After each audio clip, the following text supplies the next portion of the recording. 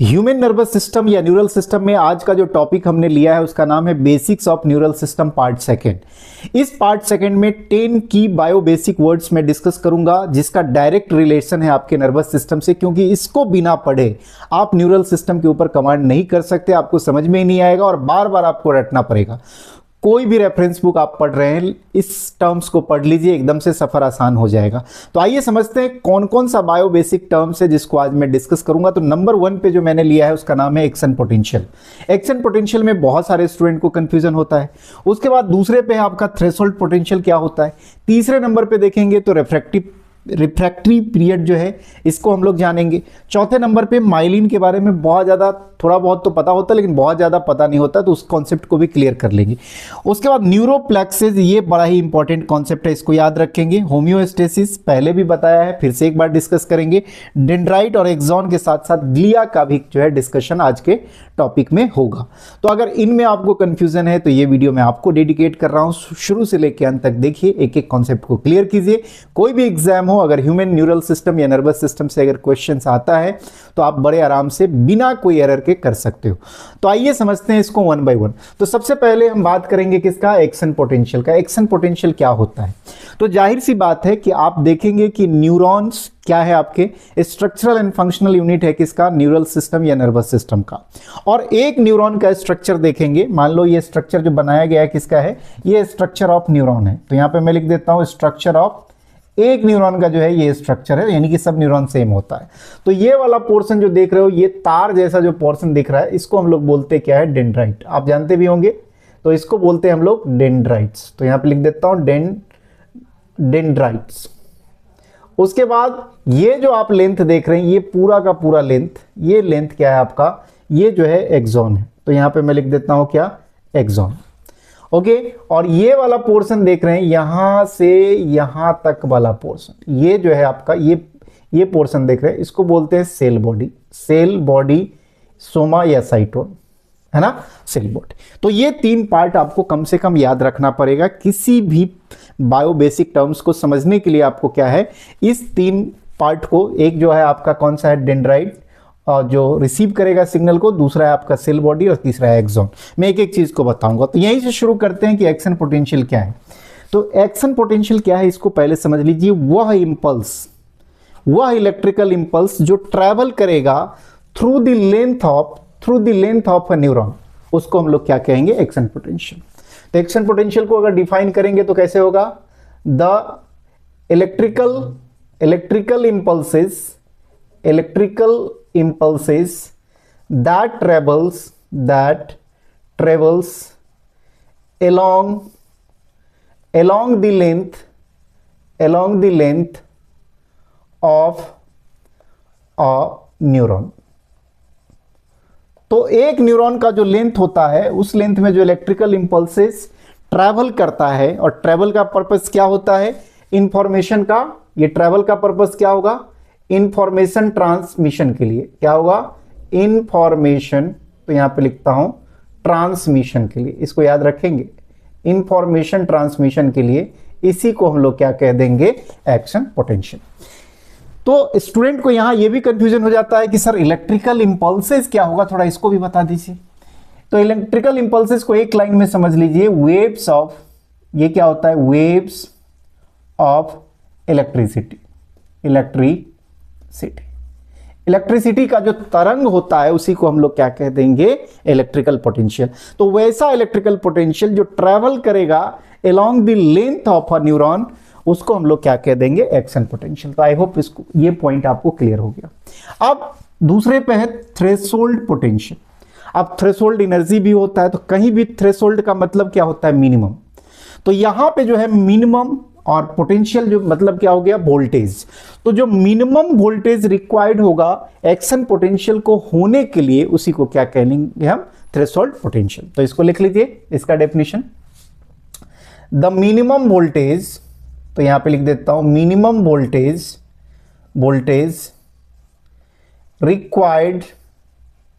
requires the minimum voltage requires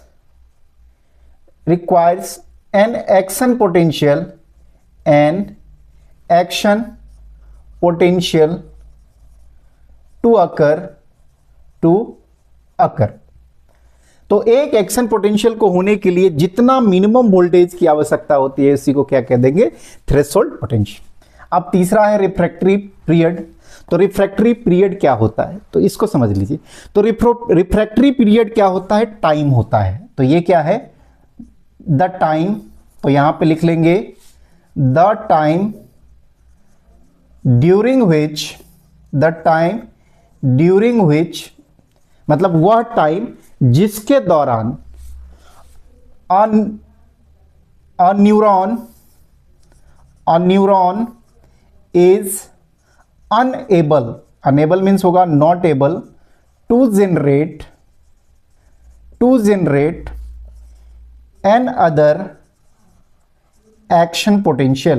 तो यहां पे लिख देता हूं मैं another action potential, मतलब वैसा टाइम पीरियड जिस टाइम पीरियड के दौरान एक न्यूरॉन जो पहले एक्शन पोटेंशियल को जनरेट कर दिया है वो दूसरा एक्शन पोटेंशियल जनरेट करने में असक्षम होता है, उसी को हम लोग क्या कह देंगे, रिफ्रैक्टरी पीरियड। अब चौथे नंबर पे देख लेते हैं माइलिन। तो माइलिन यहां पे लिखा हुआ फैटी सब्सटेंस। तो fatty substance which surrounds and insulate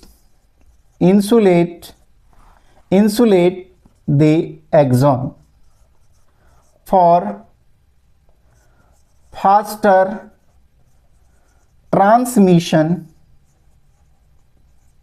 of electrical impulses, और इसको कह लो सिग्नल्स। तो माइलिन क्या है, तो माइलिन देखिए, माइलिन क्या होता है, ये सराउंड और इंसुलेट करता है एक्सॉन को। तो यहां पे देखिए जो एक्सॉन है ना, तो एक्सॉन का पूरा ये एक्सॉन पार्ट जो है कवर रहेगा किससे, माइलिन से। तो इसको याद रखेंगे, किससे कवर रहेगा, ये माइलिन से। तो ये पूरा का पूरा इसको इंसुलेशन प्रोवाइड करता है। तो इंसुलेशन प्रोवाइड करेगा तो जो भी इंपल्स आएगा वो क्या होगा, वो उसके जो है उसका जो है रेट जो है बहुत फास्ट होगा, उसका ट्रांसमिशन रेट क्या होगा, बहुत फास्ट होगा। तो यहाँ पे माइलिन शीट होता है, शीट मतलब होता है परत। चौथे नंबर पे देख लीजिए न्यूरोप्लेक्सिस, बड़ा ही इंपॉर्टेंट है, इसमें स्टूडेंट को कंफ्यूजन रहता है। तो यहाँ पे लिखा हुआ है न्यूरॉन्स प्लस ग्लियल सेल। तो नेटवर्क ऑफ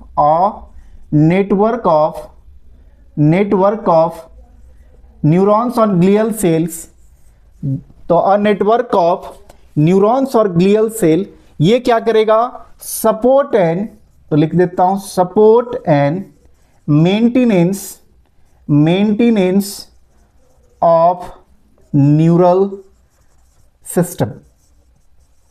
तो आज से याद रखेंगे, जब भी आपको आएगा न्यूरोप्लेक्सिस क्या है, तो न्यूरोप्लेक्सिस क्या है, एक नेटवर्क है किसका, न्यूरॉन्स का और ग्लियल सेल का। अभी बता रहा हूं ग्लियल सेल्स क्या होते हैं, जो प्रोवाइड करता है क्या, support and maintenance function of neural system. तो न्यूरल सिस्टम को जो भी सपोर्ट लगता है या मेंटेनेंस लगता है वो कौन देगा, न्यूरोप्लेक्सिस देगा। और ये किससे मिलकर बना होगा, न्यूरॉन्स प्लस ग्लियल सेल। तो ग्लियल सेल यहां पे देख लीजिए, यहां 10वें नंबर पे लिखा हुआ है, ग्लिया क्या होता है, नॉन न्यूरोनल सेल को क्या कहते हैं, ग्लियल सेल। मतलब न्यूरॉन्स के अलावा जो सेल वहां पे होगा उसको क्या कहेंगे, ग्लिया। अब देखिए 7वें नंबर पे फिर से आ जाइए। तो होम्योस्टेसिस क्या होता है, तो होम्योस्टेसिस कई बार मैं बताया, इससे पहले वीडियो में भी बेसिक्स में बताया हूं कि होम्योस्टेसिस क्या है। तो होम्योस्टेसिस एबिलिटी है to maintain an internal body environment. उसका जो है इंटरनल बॉडी इन्वायरमेंट क्या होना चाहिए, स्टेबल होना चाहिए। तो यहां पे लिख देता हूं एक लाइन में, the ability to maintain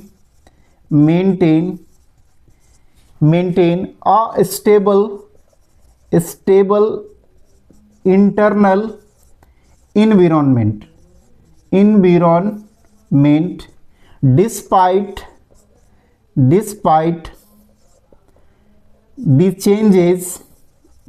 the changes in external changes in the external environment। इसको याद रखिए। मतलब होम्योस्टेसिस क्या है, होम्योस्टेसिस एक ऐसा प्रोसेस है जिसमें उस बॉडी के पास, उस सिस्टम के पास एबिलिटी होता है क्या करने का, to maintain a stable internal environment, चाहे एक्सटर्नल एनवायरनमेंट में कोई भी चेंज हो जाए। जैसे बाहर में कितना भी कोल्ड हो जाए, है ना, तो आपका बॉडी टेम्परेचर जो है हमेशा मेंटेन ही रहना चाहिए, उसी को क्या कहते हैं, होम्योस्टेसिस। अब देखिए डेंड्राइट किसको कहते हैं, तो डेंड्राइट क्या है, न्यूरॉन का जो ब्रांचिंग एक्सटेंशन है उसको क्या कहते हैं, डेंड्राइट कहते हैं। और ये क्या करेगा, रिसीव करेगा किसको, सिग्नल्स को रिसीव करेगा किससे, दूसरे न्यूरॉन से। तो आई होप कि ये क्लियर हो गया कि डेंड्राइट किसको कहेंगे, दूसरे न्यूरॉन से, दूसरे अदर न्यूरॉन से क्या करता है, सिग्नल को रिसीव करता है, कौन, डेंड्राइट्स। तो ये क्या करेगा, रिसीव करेगा सिग्नल्स, रिसीव्स, तो यहां पे लिख देता हूं, receives signal from other neurons. और उसके बाद एक्सॉन क्या है, तो एक्सॉन क्या है, एक्सटेंशन है किसका, लॉन्ग और थिन एक्सटेंशन है किसका, आप देखेंगे न्यूरॉन का, है ना, न्यूरॉन का जो है। और यहां से एक बात देख दे, जो सेल बॉडी था, तो अबे फ्रॉम सेल बॉडी के बाद वाला जो है ये पूरा का पूरा जगह क्या है, ये पूरा का पूरा क्या है, एक्सॉन। तो इसको याद रखें। और ग्लिया के बारे में तो मैंने आपको बता दिया। तो ये थे आपके 10 बायोबेसिक्स वर्ड। एक बार स्क्रीनशॉट लेना चाहते हैं तो ले लीजिए। कैसा लगा वीडियो कमेंट करके ज़रूर बताइएगा। अगर चैनल पे नए हैं चैनल को लाइक करें, सब्सक्राइब करें। इस तरह के कॉन्सेप्चुअल वीडियो का नोटिफिकेशन आपको मिलता रहेगा। Thank you so much for watching. Thank you.